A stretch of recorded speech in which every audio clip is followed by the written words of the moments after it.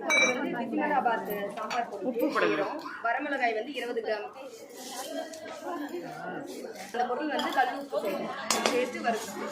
காய் கூடிய காஷ்மீரி மிளகாய் 20 நம்பர்ஸ் போட்டு வறுக்கும். 20 கிராம் பொன்னிறமாக வறுக்கணும்.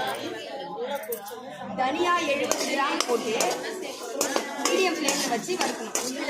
50 கிராம் போட்டு பொன்னிறமாக வறுக்கணும். 50 கிராம் போட்டு பொன்னிறமாக வறுக்கணும்.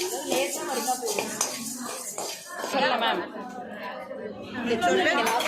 உடனே சொல்லு. பட்டை 10 கிராம், கிராம்பு 10 கிராம், ஏலக்காய் 10 கிராம், ஜாவி பத்திரி 3 நம்பர்ஸ், ஜாதிக்காய் அரை பீஸ். இவை அனைத்தையும் நன்றாக லேசாக வறுக்கவும்.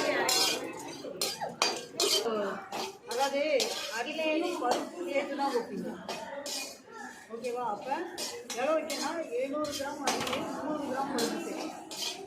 அந்த மாதிரி 1 கேஜி அப்படிங்கும்பொழுது 3லேருந்து 4 கேஜி அவ்வளோதான்.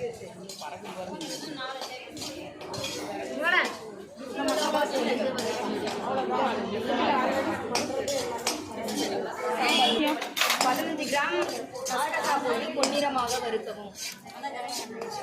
வெந்தயம் 1/2 டீஸ்பூன் போட்டு பொன்னிறமாக வறுக்கவும். சீரகம்,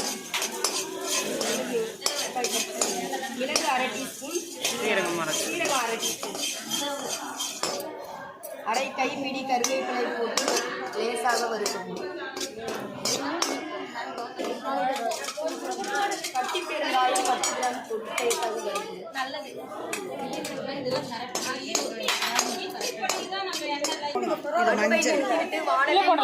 மஞ்சள் தூள் போட்டு வறுத்து எடுக்கணும்.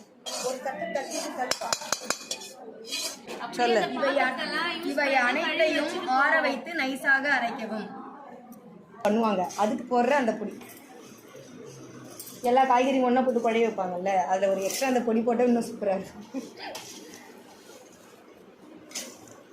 முதலில் காய்ந்த மிளகாய்களை கட் பண்ணுறீங்களா? மிக்சியில் நீங்கள் அரைக்கும் போது ஃபஸ்ட்டு காஞ்ச மிளகாவை அரைச்சிட்டு மற்ற பொருள்லாம் நீங்கள் அரைச்சிங்கன்னா அது நல்லா இன்னும் நைஸாக அரைக்கும். வறுத்த மிளகாய் போட்டு மிக்சி ஜார் வச்சு கழுவி ஆன் பண்ணுறேன்.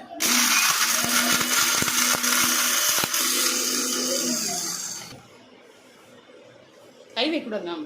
சரி, ஓகே ஓகே. இந்தாங்க. இது பொடி அரைச்சாச்சு. பிஸ்மில்லா பார்த்து ஓகே.